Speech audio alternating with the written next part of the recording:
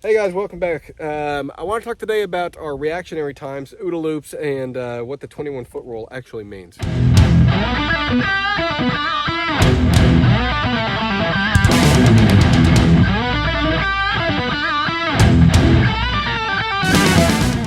right, so here's the thing. So 21-foot rule, if y'all don't know what it is, this came out about 1983. Basically what the study was is that officers can draw their weapon and fire in the time it takes an attacker to close 21 feet. But the thing that study didn't include was that the study didn't include, I think it was 2 rounds, if I remember right on the study, they had to fire 2 rounds in that time frame. But what that study didn't include is that it didn't include the first part of the OODA loop, right? So it didn't have you observe the attacker, it didn't have you orient on the attacker, it didn't have you make a decision. All you had to do was act. So you got to skip basically the first 3 steps of your OODA loop. Even if there may have been a decision that you had to make, but it was you only had option A. So all you had to do was draw and fire. So it really cut out first 2 to 3 steps of that OODA loop. So it wasn't really a good test of what a reactionary response is. And because of that, people think that, well, I have 21 feet. Outside of 21 feet, they can't get me. Well, in 2 seconds, the average attacker could close 40 feet, right? Because they've got that momentum going. And so it was substantially different and substantially more dangerous, because they could close a lot more distance than what we thought. It was almost double the distance.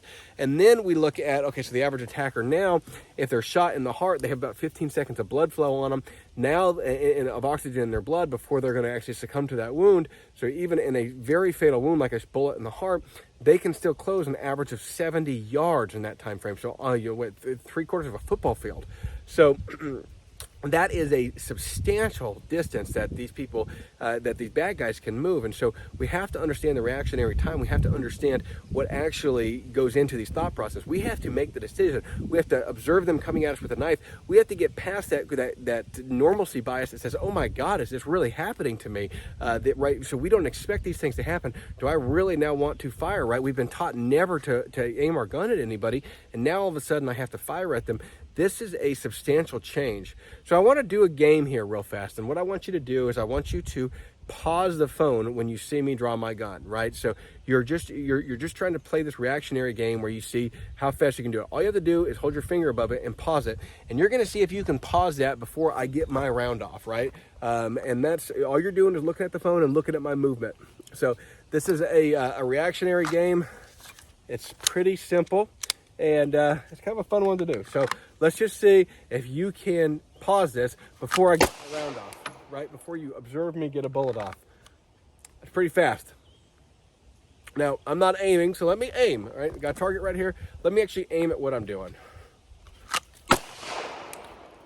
Okay? Were you able to pause it? Let's try it one more time.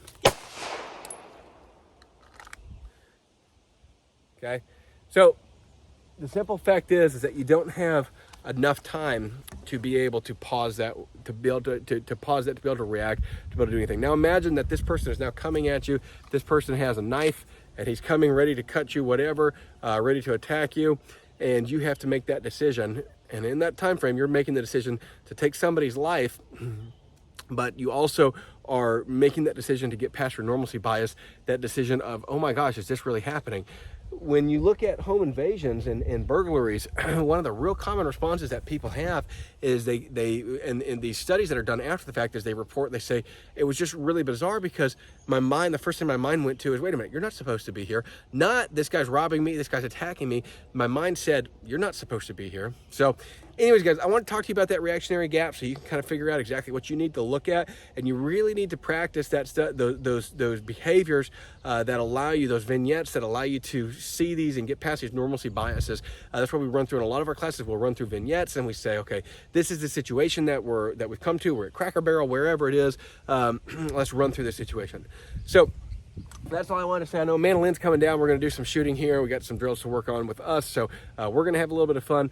But if you don't like my t-shirt, by the way, that's okay. We can agree to disagree, and you can have your political opinion. I can have mine. That's perfectly fine. We live in America, thank God. So love you guys, and we'll catch you all in the next one.